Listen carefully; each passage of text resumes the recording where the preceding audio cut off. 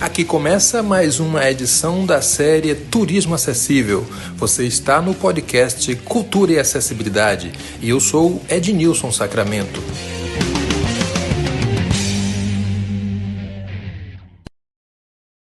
Começa agora mais um episódio da série Turismo Acessível. Eu sou Ednilson Sacramento e hoje converso com Carolina Stolf. Ela é arquiteta, urbanista e docente na Universidade do Estado de Santa Catarina. Carol, seja muito bem-vinda a esse nosso bate-papo. Fale um pouco mais sobre você, Carol. Quais são as suas pesquisas e como você chegou a essa questão da acessibilidade? O que é que lhe levou a dirigir seus estudos para a questão da acessibilidade? Olá, Ednilson. Que prazer estar aqui participando desse podcast. Eu comecei minha conexão, né, com a acessibilidade já desde a minha graduação em arquitetura e urbanismo, e na época ainda pouco se falava disso. Na graduação estava começando a se falar em acessibilidade espacial, né, o design universal, e eu comecei a tratar isso nas minhas pesquisas. Meu TCC envolveu acessibilidade e eu quis continuar os estudos, né, e fui fazer mestrado e depois doutorado na Universidade Federal de Santa Catarina, UFSC.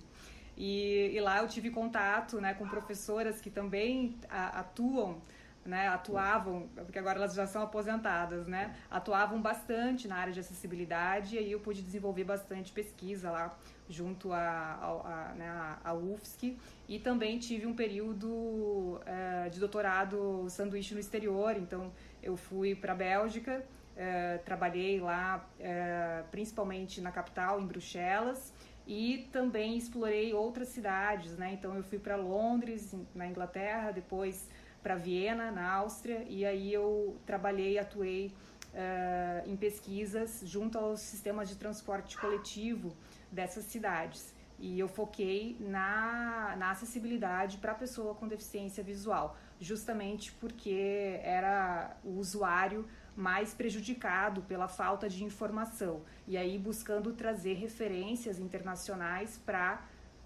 o nosso país, né, para a gente aplicar no Brasil, que muitas vezes falta até informação comum, né, informação básica para o usuário sem deficiência, né, quanto mais informação acessível, né? Então a gente precisa ainda, né, essa pesquisa eu comecei o mestrado em 2010, finalizei o doutorado em 2017, e ainda hoje, né, a gente vê o quanto a gente precisa desenvolver nessa área de acessibilidade, desde as calçadas, que é o nosso primeiro transporte, né? Nosso primeiro meio de transporte, que é o a pé, para poder ser introduzido num sistema de transporte coletivo, e aí seja ele por ônibus, metrô, trem, né? E aí por diante. Então foi esse meu foco, né? E até hoje eu atuo nessa área. Agora, junto à Universidade do Estado de Santa Catarina, eu tenho um projeto de extensão universitária que se chama A Cidade Falada, e aí eu busco trabalhar isso junto aos estudantes, né, de graduação em arquitetura e urbanismo, e desenvolver descrições dos espaços e reflexões urbanas, né? Então a gente tem o nosso canal de podcast e também um canal de YouTube com esses textos, né, esses áudios em Libras. Então a gente busca propagar esse conteúdo de forma acessível. Maravilha, Carol. Inclusive, depois eu gostaria que você falasse sobre essas suas redes sociais, mas antes eu queria que você discutisse com a gente um pouco sobre o que vem a ser acessibilidade para pessoas com deficiência, e aqui no particular, quais são os recursos de acessibilidade compatíveis com a pessoa com deficiência visual. Perfeito.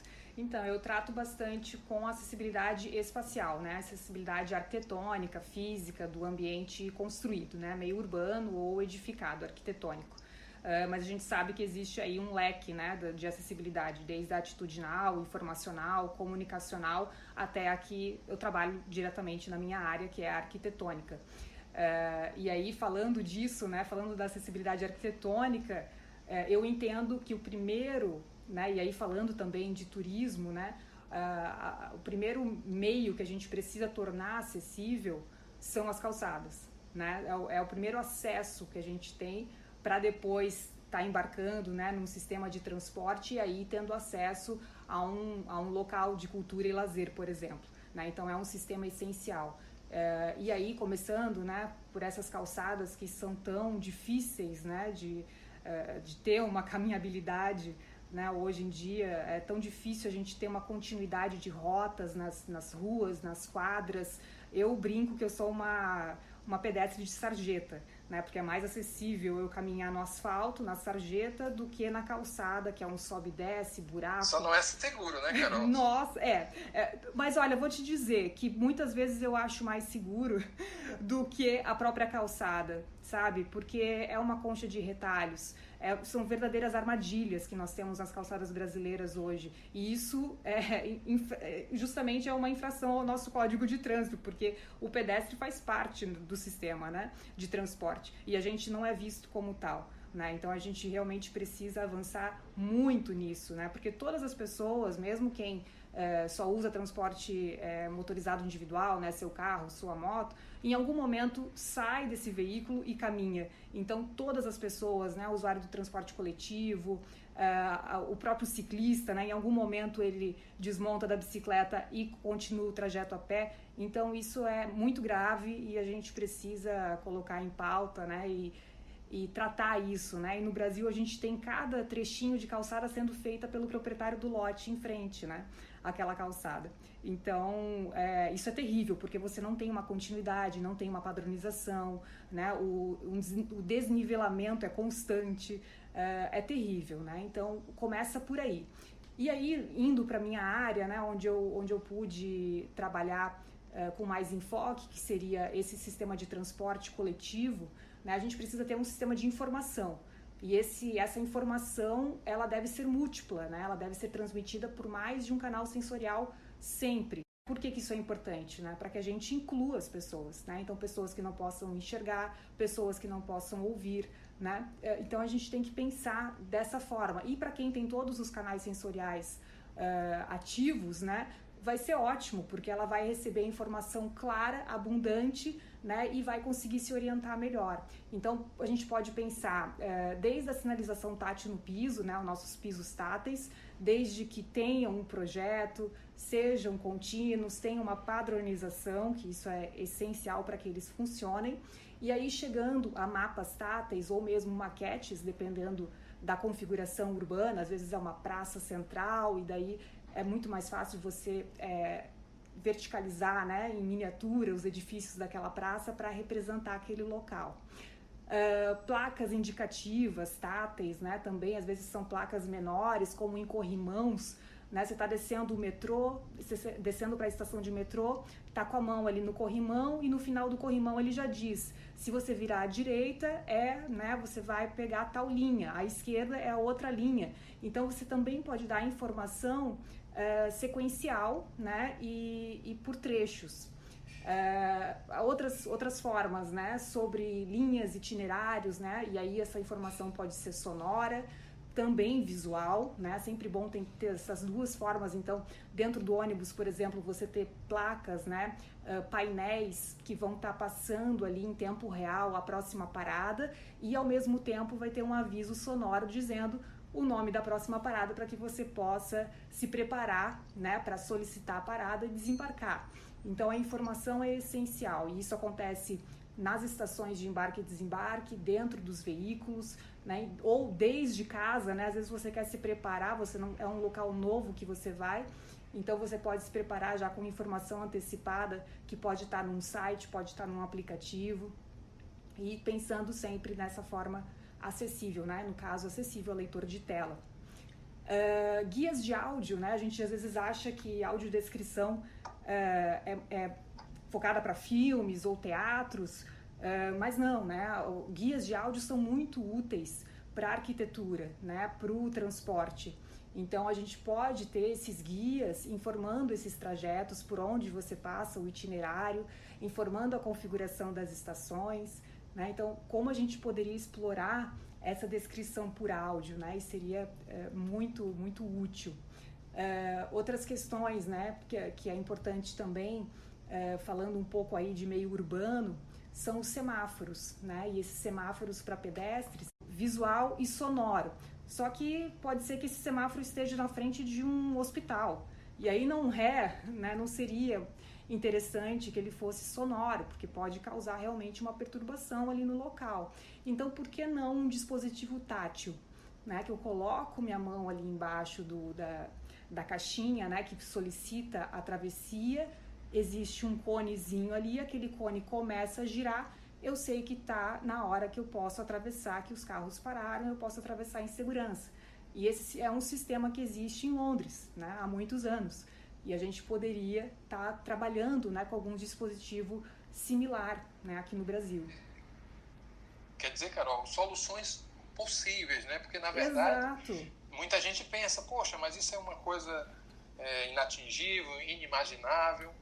E eu te interrompi para perguntar sobre o seguinte: você, naturalmente, por suas viagens, deve ter passado por vários desses equipamentos, sobretudo estações de ônibus, estações de metrô. O que mais lhe impressionou em suas viagens, do ponto de vista da acessibilidade?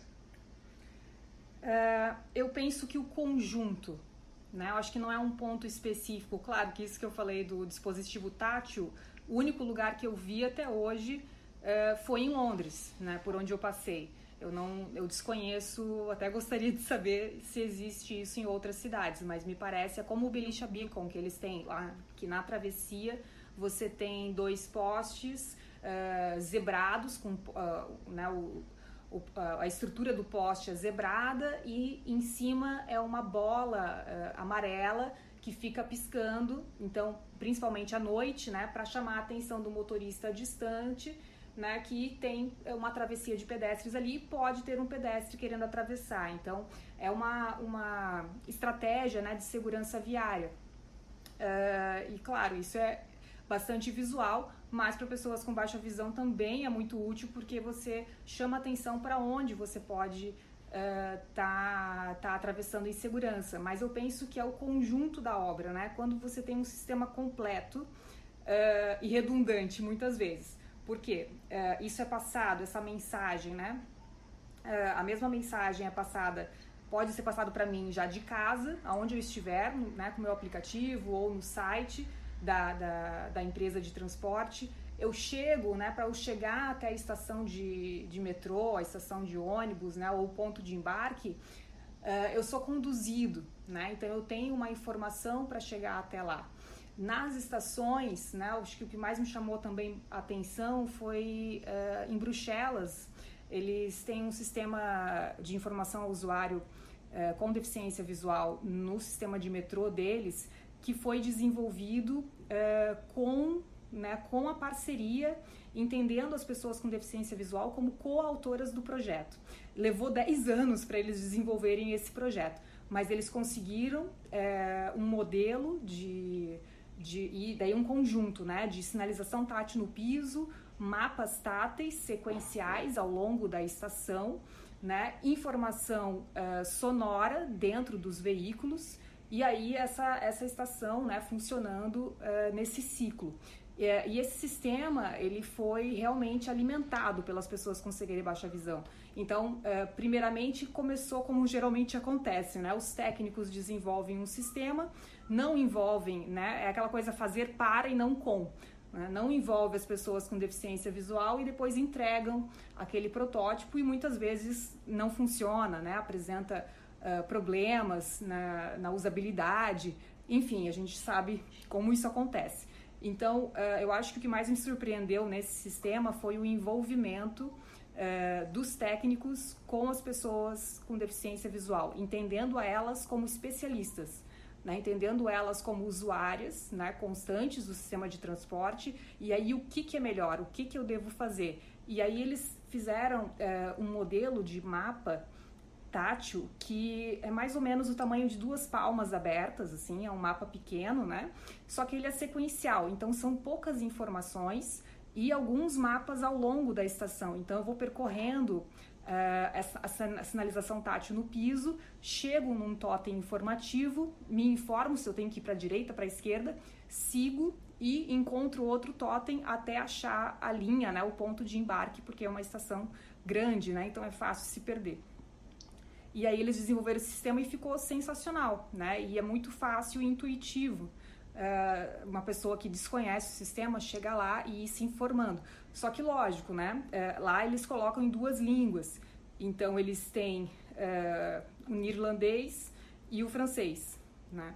E aí, lógico, foi feito para os locais, né? Então, se eu chego lá e eu não sei nenhuma dessas 2 línguas, eu não vou conseguir ler o braille, né? Então tem letras em relevo, né, que eu posso, para quem não sabe braille, né, ou mesmo para quem pode enxergar e quer tirar proveito desse mapa, e o braille embaixo dessa indicação.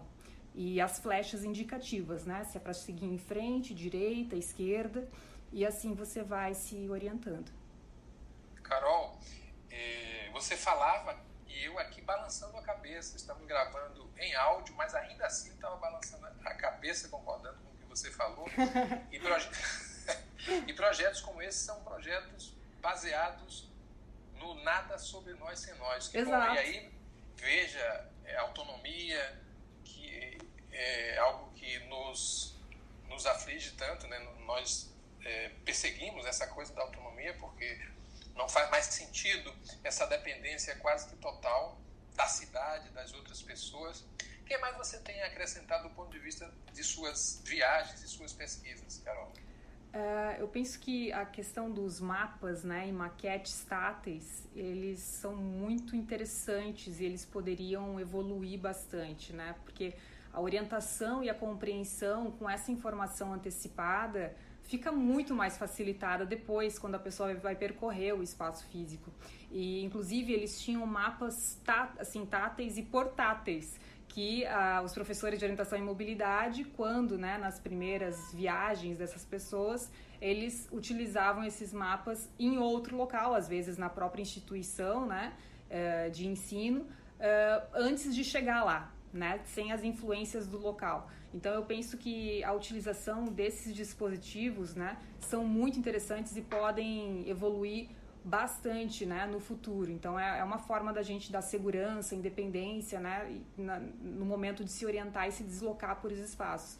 Então é uma forma tangível, né, palpável de entender o contexto espacial e as relações, né, porque muitas vezes os guias de áudio às vezes não conseguem, né, então eu acho que é isso, é você unir outras formas, né? Então, não se ater numa única forma, né? Tem várias formas. Então, tem o guia de áudio aliado ao mapa.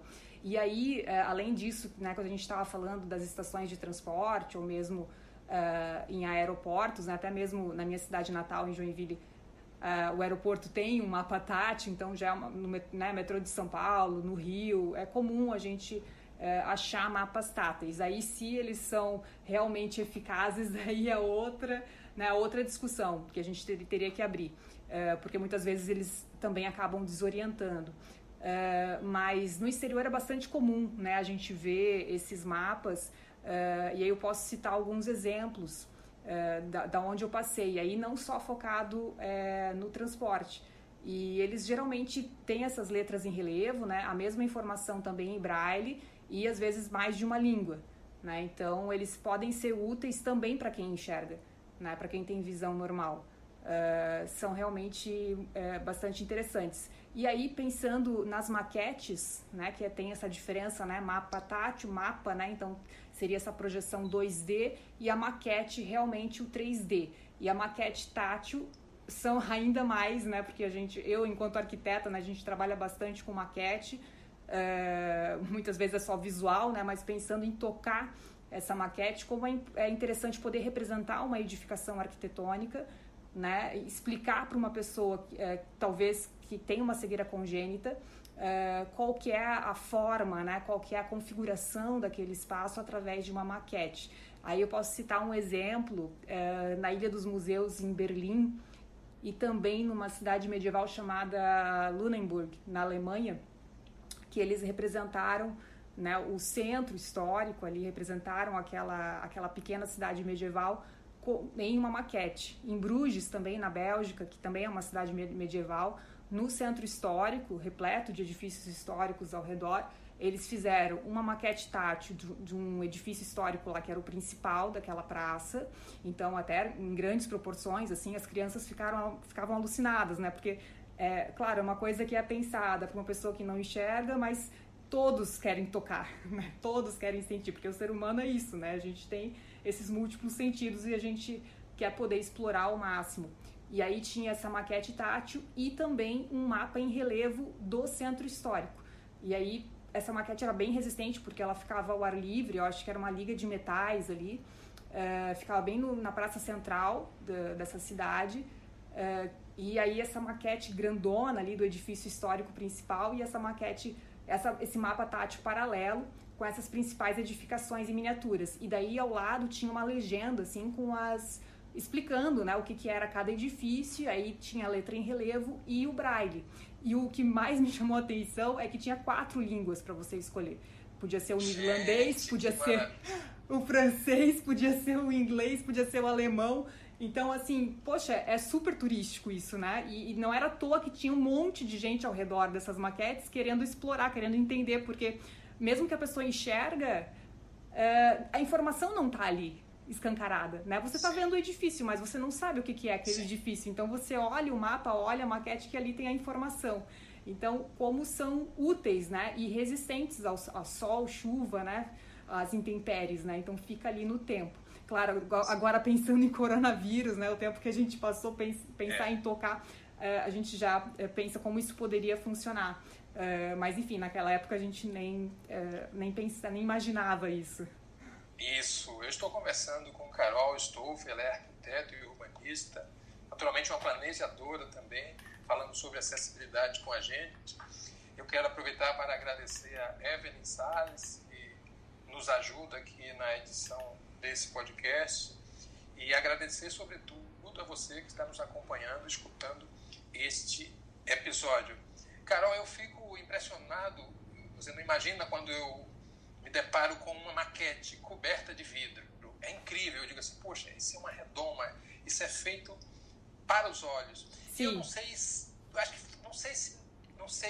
se falta uma conexão entre os profissionais que desenvolvem as maquetes para o mercado, ou seja, para quase sempre exibir, né, um conjunto habitacional.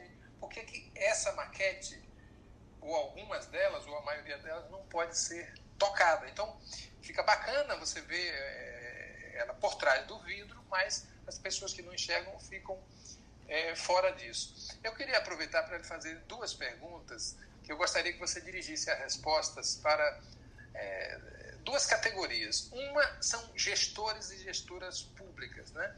O que você recomenda como planejadora, arquiteta e urbanista para gestores e gestoras do ponto de vista da acessibilidade? E o segundo pedido é para a rede hoteleira. Eu queria que você reservasse um tempo para falar um pouco sobre o que é que você acha, que considera que seja não só o cumprimento da legislação, mas como uma boa prática em acessibilidade para gestores e para empresários do ramo hoteleiro. Perfeito.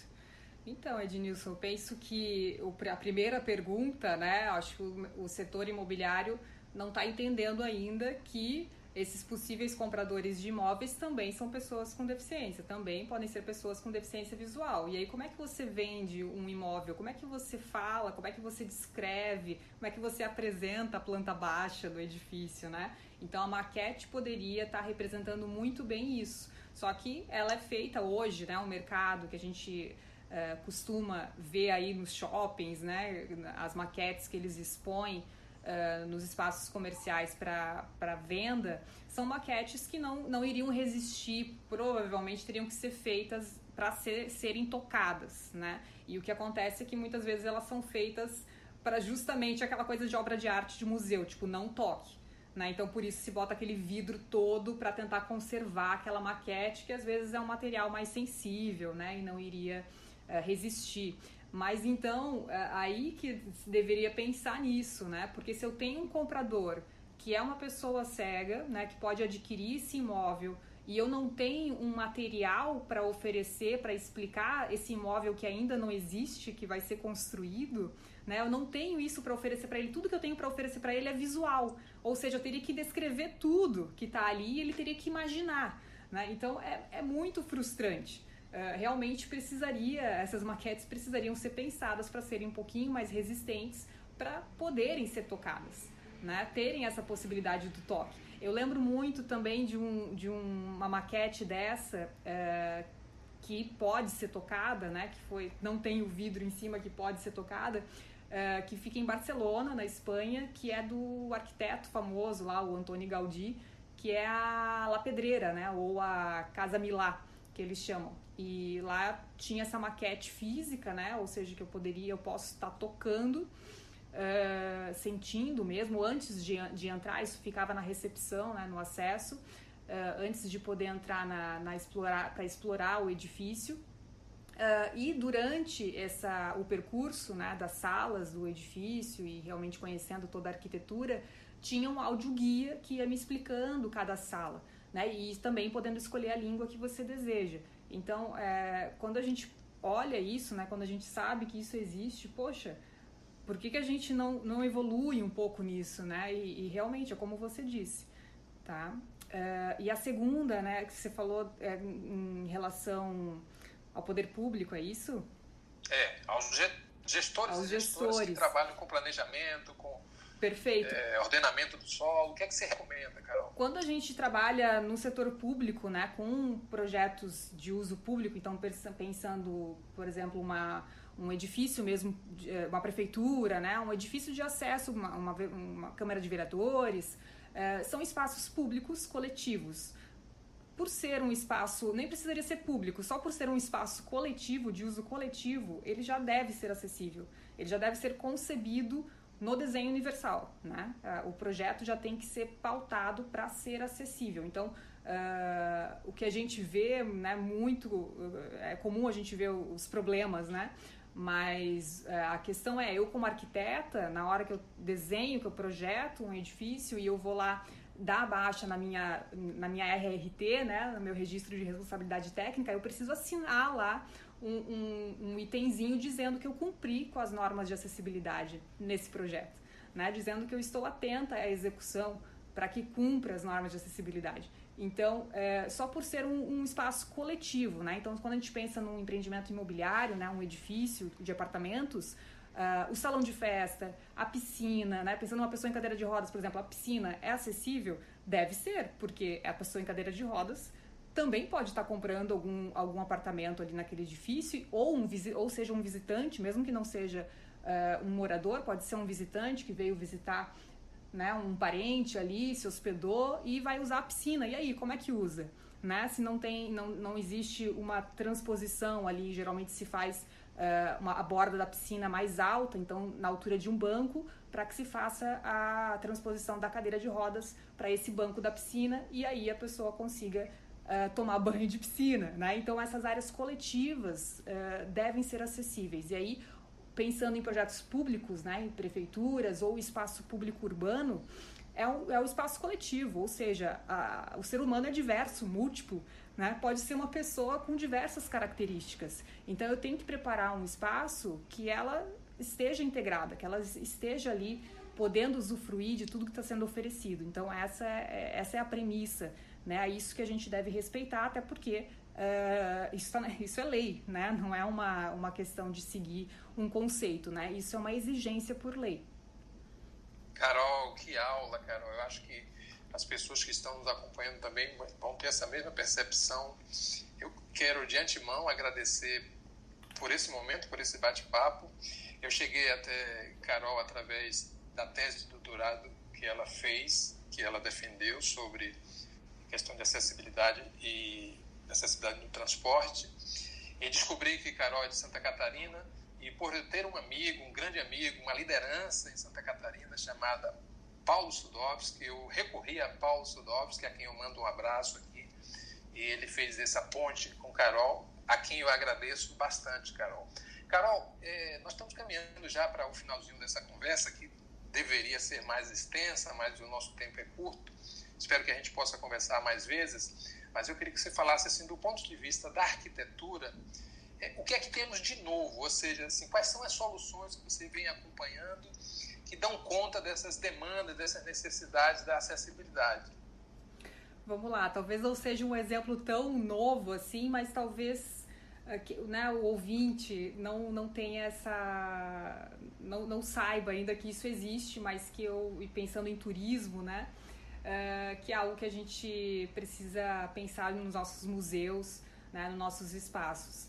É um exemplo que me tocou muito, que eu acredito que deveria ser replicado aí nos museus do Brasil.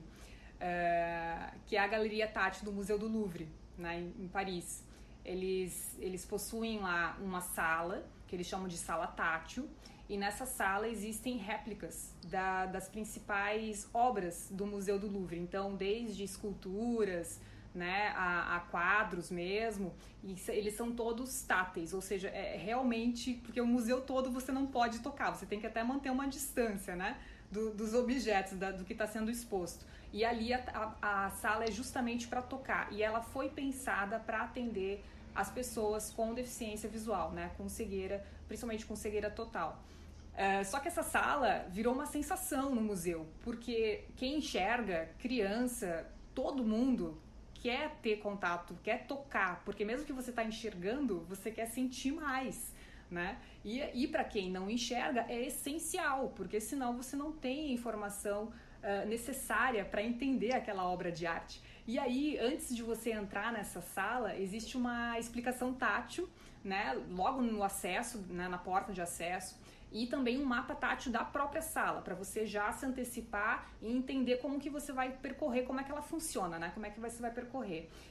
Tem também um guia de áudio descrevendo cada obra, né, para ser complementar. Por isso que eu digo que sempre é mais de um canal sensorial. É importante que ela seja por mais de uma forma, né? Porque às vezes você tem uma pessoa cego-surda, por exemplo, e aí você tem que ter informação tátil, né? Ou então uma pessoa surda, né? Então tem que ter o visual e o tátil. Então é legal você mesclar isso aí. E aí ao longo dessa quadra você vai percorrendo um corrimão de madeira, né, que vai passando por toda a sala, e aí quando chega na obra existe uma marcação em metal no corrimão para identificar que ali é a posição que está a obra, e aí você direciona, né, tuas mãos ali para aquela obra de arte. E embaixo, se for uma escultura, embaixo dessa obra de arte existe uma base giratória e você pode estar girando essa obra 360 graus para sentir realmente toda ela, né, toda a configuração dela. E ainda, pensando em pessoas de baixa estatura, ou mesmo crianças, ou pessoas em cadeira de rodas, existe uma plataforma por trás, assim, então você tem um corredor frontal e um corredor nos fundos dessas obras, que seria essa plataforma elevada para uma pessoa de baixa estatura, ou em cadeira de rodas, ou criança, poder ficar numa altura, né, mais elevada e ter acesso a essa informação. Então, assim, poxa, é sensacional. Tinha muita gente, vou te dizer, muita gente que enxerga, né? Que estava lá naquela sala, como eu estava lá explorando tudo aquilo e achando sensacional. Eu penso que isso, assim, para mim foi uma novidade, né? Uma coisa que eu não esperava, fiquei surpresa. Ninguém tinha me contado sobre isso e foi uma grata surpresa ter descoberto. Surpresa boa, hein? Muito. E foi tão engraçado que eu tava com a minha prima né, entrando nessa sala e a gente não tinha entendido bem o que era, né? E daí quando eu vi que era pra tocar, eu comecei a aproximar minha mão pra tocar. Ela, não toque, não toque. Ela foi naquele desespero, porque a regra geral é essa, né? Nunca toque. E eu falei, não, mas essa sala foi feita para isso, né? Ela foi feita para ser tocada. Então é sensacional. Maravilha, Carol. Queixo caído. Você agora me dá a oportunidade para falar sobre alguns relatos de experiência. É curioso que eu ouvi uma vez no rádio uma mãe falar que uma criança de talvez 10, 11 anos foi ao museu e ela estranhava porque o menino já começou com as duas mãos para trás. Ela, por que você está com a mão para trás? É que a minha pró disse que nós não podemos pegar nas coisas do museu, portanto, eu estou com as mãos para trás. Quer dizer, isso aí traz um pouco do costume, né, da cultura que a gente tem. E lógico, certeza, existem obras que são tocáveis, sim. Às vezes, aquele zelo em excesso faz com que a gente fique com as duas mãos para trás. Eu não me sinto bem entrando em nenhum recinto. Com certeza. Com as duas mãos para trás. Eu queria, Carol, trazer um relato bem breve aqui. Eu visitei, acho que 2 museus. Um foi o Centro Cultural Banco do Brasil em São Paulo, para ver a exposição sobre o Egito Antigo. E o que é que acontecia? Durante o percurso, acompanhado por um mediador que fazia audiodescrição, aos poucos, o que é que eu vim percebendo? Uma verdadeira romaria atrás de mim. Ou seja, à medida em que ele me explicava, que ele descrevia as peças para mim, mais visitantes, e aí não eram visitantes com deficiência, nada disso, e gerava até um pequeno congestionamento no salão. Ou seja, é um pouco daquilo que você falou. Pessoas que não são público-alvo da acessibilidade terminam se beneficiando com ela, porque ali, aquela explicação que está sendo dada para uma pessoa que não tem muito domínio daquele tema é importante. Então, isso já aconteceu em algumas vezes. Eu acho que a gente termina sendo atração também de certos recintos, não, Carol? Nossa, Ednilson, isso, eu acho que aí a inclusão, a palavra inclusão é isso, né? É todo mundo junto e misturado. E a outra coisa, assim, que eu acho que a gente poderia mencionar aqui é a potencialidade dos guias de áudio, né? Ou das descrições, que seria o que a gente, né? O que se trabalha, né? Os audiodescritores fazem, né? As audiodescritoras trabalham muito em filmes, em teatros, mas que a gente poderia trazer muito para a arquitetura, para o urbanismo. E eu descobri isso em 2016, quando eu estava trabalhando no Instituto de Pesquisa e Planejamento Urbano aqui de Joinville, e a gente estava inaugurando um espaço público, que é o Mirante de Joinville, que foi no dia do aniversário da cidade, que é 9 de março, isso em 2016. E aí a gente estava reinaugurando esse espaço, né, que era um espaço para ser um espaço turístico, só que depois a gente descobriu que hoje em dia, né, virou um espaço de lazer, para caminhada, para esporte, né, que o pessoal vai lá, quase todos, né, as pessoas frequentam muito esse espaço, então todos os dias você vê joinvilenses lá fazendo atividade física, subindo e descendo lá o morro do Mirante, né, explorando o espaço. Mas daí quando a gente estava inaugurando, a coisa que faltava era, bom, a gente conseguiu resolver para uma pessoa em cadeira de rodas ou mobilidade reduzida conseguir subir o morro e acessar o Mirante, que seria por um micro-ônibus que subia ali a estrada, né, que liga até o topo do Mirante, e lá no Mirante pegava um elevador e ia até a plataforma lá de observação. Então estava resolvido, ok, beleza. Mas e aí? E quem não enxerga? Como é que a gente vai fazer, né? Quem não enxerga, quem não vai apreciar essa paisagem toda com os olhos, o que a gente vai fazer? E aí, na época, eu já estava trabalhando com o doutorado, né, com pessoas com deficiência visual, e aí eu falei, vamos descrever, vamos falar, vamos colocar em palavras isso aqui, porque isso aqui é bonito demais para não ser contemplado, né? E aí foi o que a gente fez. Eu entrevistei o arquiteto que fez que desenhou o projeto, que é o Vânio Lesser, né, arquiteto urbanista, e entrevistei também um geógrafo, que é o Jorge Campos, sobre a paisagem, né, explicando os termos técnicos e tal. Fiz isso sempre, o Paulo Sudovski, né, super parceiro, sempre acompanhando os trabalhos. E aí, Paulo, o que você acha disso? Tentando bolar o texto, né, e trabalhando em cima disso.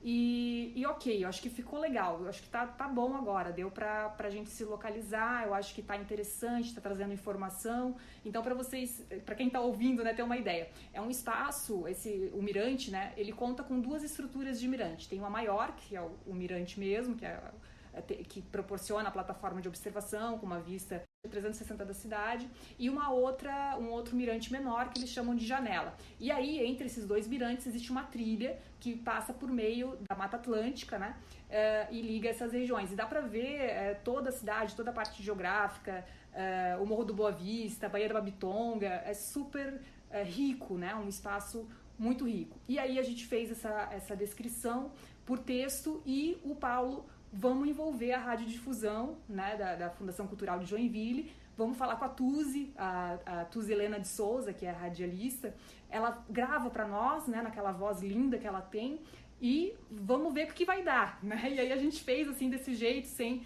recurso, assim, a gente fez por vontade mesmo, todo mundo ajudando um pouco, e vamos lá. E aí gravamos o áudio e ficou belíssimo, e aí a gente chamou o pessoal da GDEV, veio um ônibus trazendo todo mundo, a gente subiu lá no topo do mirante, demos play no áudio e todos puderam contemplar a paisagem. E foi muito emocionante. Pessoas que enxergavam, né, e perderam a visão com o passar, né, do tempo, né, a pessoa ficou emocionada, porque ela falava, bom, quando eu era criança eu lembrava quando existia o mirante antigo, né, eu lembrava dessa paisagem. Mas depois o tempo foi passando, eu perdi a visão, eu já tinha esquecido. E agora, ouvindo, eu consegui relembrar isso. Ela foi trazida de volta à memória. Exato! Então foi muito legal. E a gente percebeu que essa descrição de áudio, né, ela foi muito útil para turista que não conhecia a cidade, porque a gente fala de todos os bairros, fala da configuração. Então ela é muito complementar ao que você está vendo. Então, para quem enxerga, é muito legal, você tem a informação detalhada, e para quem não enxerga é essencial, né, para que se possa existir a inclusão daquele espaço. Então essa foi uma experiência muito legal. Que bom, Carol. Eu conversei com Carol Stoff, arquiteto, humanista, especialista e pesquisadora na área da acessibilidade, falando de Santa Catarina. Carol, estou muito alegre em tê-la aqui conosco. Acho que a gente avança quando a gente traz esses temas para a questão da acessibilidade no turismo. Para fechar, eu queria que você, se pudesse, sugerir um destino fora do Brasil e outro destino no Brasil. E aí você já arremata deixando os seus contatos para que as pessoas conheçam mais o seu trabalho. Então vamos lá, eu acho que quem não conhece ainda o Mirante de Joinville e não deu play nessa descrição, acho que vale sim a visita, né? Porque é uma visita gratuita, para quem é do Sul é fácil de acessar Joinville. E eu acho que realmente o Museu do Louvre, né, a sala Tati do Museu do Louvre, foi assim o que eu mais me impressionou. Eu acho que vale muito, né, para quem tem a oportunidade de ir para Paris e conhecer o museu. Vale muito conhecer. E aí eu fecho aqui, né, a minha mensagem falando do Cidade Falada, né, falando desse projeto de extensão que eu coordeno junto ao UDESC.